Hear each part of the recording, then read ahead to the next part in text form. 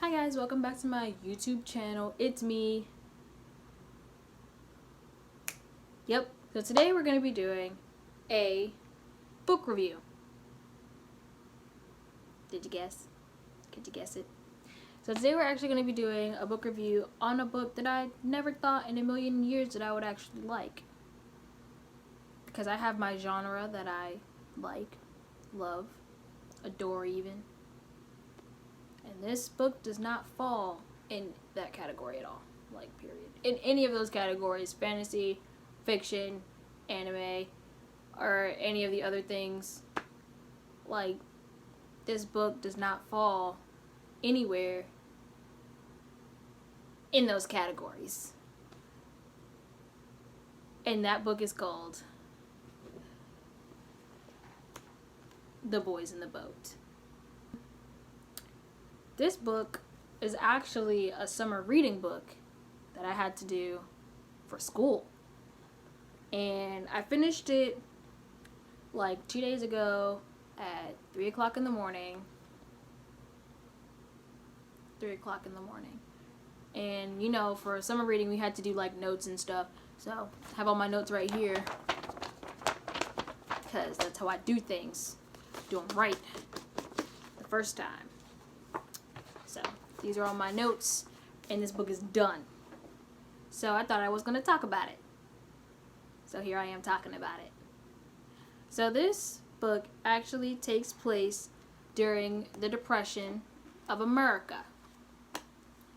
And you have 9 boys in college rowing a boat that were going to make a difference for America.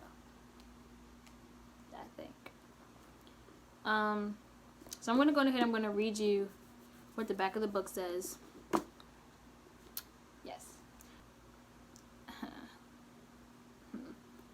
Out of the depths of the Depression comes the improbable, intimate account of how 9 working-class boys from the American West showed the world at the 1936 Olympics in Berlin what true grit really meant.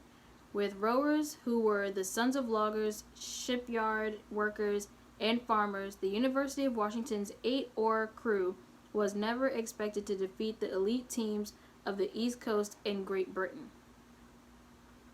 Yet they did, going on to shock the world by challenging the German boat rowing for Adolf Hitler. The emotional heart of the tale lies with Joe Rance, a teenager without family or prospects, who rose not only to gain his shattered self-regard, but also to find a real place for himself in the world. Drawing on the boys' own journals and vivid memories of a once-in-a-lifetime shared dream, Brown has created an unforgettable portrait of an era, a celebration of a remarkable achievement, and a chronicle of one extraordinary young man's personal quest. Well, that just tells you all of it right there. The book takes place during the Depression in Washington. So it actually takes place in like Seattle, like because they were moving back and forth in Seattle. Some guy ran off to Canada. They were moving all around Washington to get jobs and stuff. Because, you know, it was the Depression, so like they had to like find a job that they can, you know, get some cash money, you know. And then it also took place in Berlin. But that was like the last couple of chapters. So, oh yeah, also Adolf Hitler's in this book. Like, what? How could you not want to read about Adolf Hitler acting a fool? So this book has 19 chapters. Each chapter is very long. But honestly, if like you start getting caught up in this book, you're gonna be like, I'm done with it already. Because that's how it basically was for me. I think I read like at first I did like 2 chapters. And then when I started like getting into the flow of it, I ended up having like 7 chapters left before I knew it, and I didn't even realize it.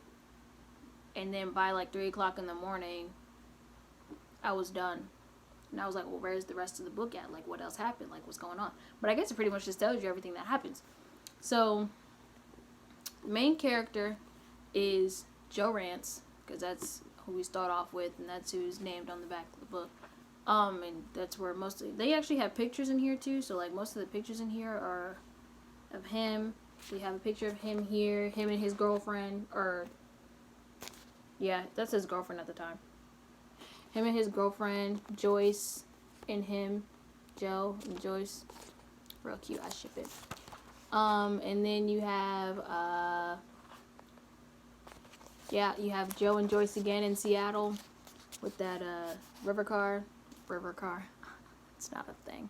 So and then you're gonna see me like see some highlighted stuff in here because I highlighted some stuff because I thought that some things were important to know, and I also wanted it to make it look like I totally read this book.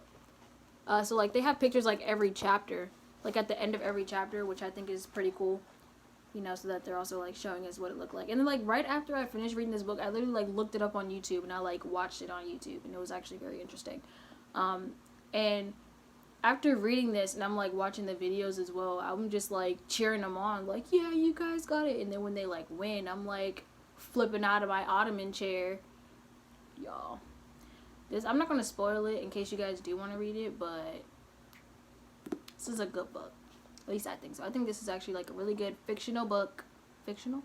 Non-fiction? Non-fiction is real. Fiction. Yeah. So, non-fiction book. Non-fictional book. So, the main character is Joe, and he actually had pretty rough life. Like, it's kind of mean, actually, if you ask me. So, basically, in this book, Joe was 3 years old when his mom died, and his dad abandoned him to Canada. I don't know how many years it was left, or how many years it was before his dad finally came back. I think it was like 7, because when they came back, like next time that they were talking about his dad was when he was 10, when his dad came back with a female, a woman that he had married. And, you know, since they were, like, married and stuff, they had a kid. I think they called him Harry Jr. or something like that. I think his name was Harry Jr. There was a junior in here somewhere, and I think it was Harry, because Harry's the dad. So they had a Harry Jr. that's always, like, their kid. And then Thula, Thula, she had enough of Joe at 10 years old and kicked him out of the house. And the dad kind of also was like, yeah, you gotta get out. So he ended up staying at like a church home. It was basically like a church, like a schoolhouse. That's the word I'm looking for, a schoolhouse. He stayed at like a schoolhouse, and if he wanted to stay there, he had to like chop wood and everything to keep their fireplace up and going. Otherwise, he wasn't allowed to stay there, so he had to work for a place to sleep. And then the dad came back to the schoolhouse for his kid, for Joe, because they were moving. And I forgot where they moved to. They were moving so many times, I forget where they moved to. But they moved again. And then when they moved again, they stayed there for a little bit. You know, Dad and Joe were getting along just well, but Thula wasn't having it, and they've had more kids since then. And then the last time Thula had a kid, it was like her 3rd kid, I think. Like her 3rd or 4th kid. I think it was 3. They had her 3rd kid, and she was just like, I've had enough of this. She's had enough because in this old place, they couldn't get in touch with a doctor because she was giving birth, and they couldn't get a doctor fast enough. And by the time the doctor or like a nurse got there, she had already given birth, and she was like, I'm over it, I'm done, I can't stay here because people are not tending to my needs. And I was like, who does she think she is? Like, the world did not revolve around her. Like, you got your baby here, the baby's fine, you're fine, relax. But she wasn't having it, so she ended up packing up, and Harry ended up packing up. Harry Jr. and all the other kids were all packed up in the car, ready to go. And when Joe came home, his dad was standing on the porch, and the dad was like, hey, sport, what's up? You're gonna stay here. We're abandoning you again. And you know what? You're doing great. And you don't even really need a dad because you're already doing well enough on your own. You can stay here, and we're all gonna leave. And Joe's like, are you serious? Like, what are you, why are you doing that? Like, think I need a dad just as much as they need a dad. And he's like, no, you're all grown up. You know, you can do what you do. I'm still holding this book up. I didn't even realize it. But it was basically just like, yeah, they just abandoned, like, they just consistently abandoned him. And Joe's like, he's not going to be some kind of, like, run over turkey about it. He was okay. If they're going to keep leaving me, then, you know, he's got to depend on himself. So he started, like, hustling, like, you know, making a hustle so that he can really, like, do things on his own. So that's what he did, and he survived. And he had some kids after marrying Joyce. Joyce and Joe got married right after their graduation. And I think that's a great way to go. That's pretty darn lit.